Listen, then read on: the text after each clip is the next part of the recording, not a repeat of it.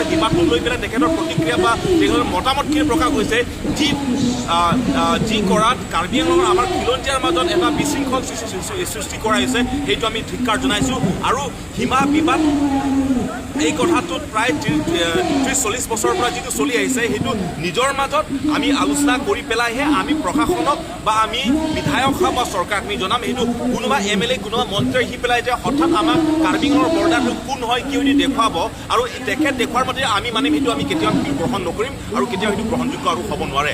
আমি যদি ক'ৰবাত সীমাৰ বিবাদটো লৈ পেলাই ক'ৰবাত আমি নিৰ্ধাৰিত ক'ৰবাত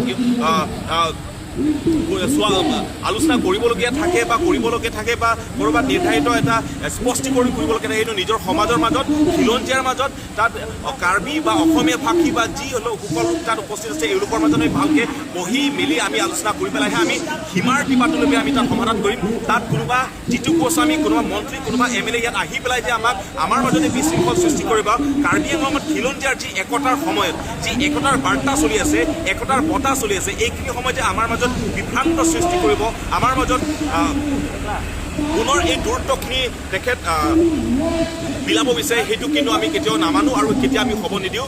যি আছে নিজৰ মাজত আলোচনা কৰিম নিজৰ মাজতে আমি আলোচনা কৰিম আৰু তেনেধৰণৰ ব্যক্তি যাতে পুনৰ আৰু কাৰ্বি আংলঙত নাহে সেইটো আমি তেখেতক আহ্বান জনাইছোঁ। আৰু যদি হয় আমি তীব্ৰ আমি গৰিহণা আমাৰ ফালে দিবলগীয়া হ'ব আৰু আমি আন্দোলন কৰিবলগীয়া হ'ব। সেইটো কাৰ্বি আংলঙত কিছু ঠাইত এভিকশ্যন বা উচ্ছেদ কৰিছে, ধৰি লওক উদু কলনী নাগালেণ্ড বৰ্ডাৰত বা এইখিনি সজাই নগাঁও বৰ্ডাৰত লাংকাইজাৰ এই দুটা ঠাইত এভিকশ্যন কৰিছে। কিন্তু কিয় কৰিছে বিজেপি চৰকাৰে? কাৰণ হৈছে এই দুটা ঠাইত মুছলিম ইনহেবিটেড এৰিয়া।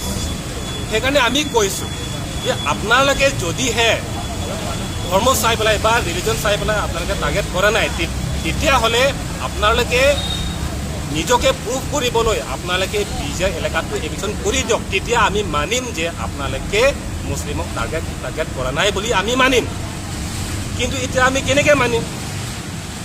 বিজেপি চৰকাৰে মাত্ৰ মুছলিম ইনহেবিটেড এৰিয়াহে এভিকশ্যন কৰিছে, এইবোৰ উচ্ছেদ কৰিছে। কিন্তু যোনটো ঠাইত হিন্দী ভাষী এতিয়া বা ইলিগেল এনক্ৰ'চাৰ্ছ আছে হিন্দু লোক তাতে এভিকশ্যন কিয় কৰা নাই? আমাৰ সমস্যাটো হিন্দু মুছলিম নহয় আমাৰ সেইটো সমস্যা নহয়।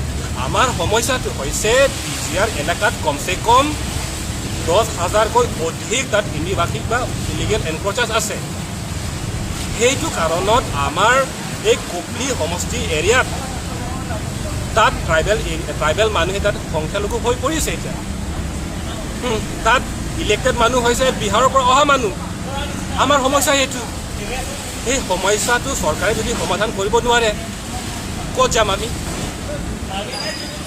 সেই গতিকে আজিও আমি কৈছোঁ অসম চৰকাৰ বা কাৰ্বি আংলং অট'নমাছ কাউন্সিলে এতিয়া এক্সকিউজ দি থাকিব নালাগে, অজুহাত দি থাকিব নালাগে।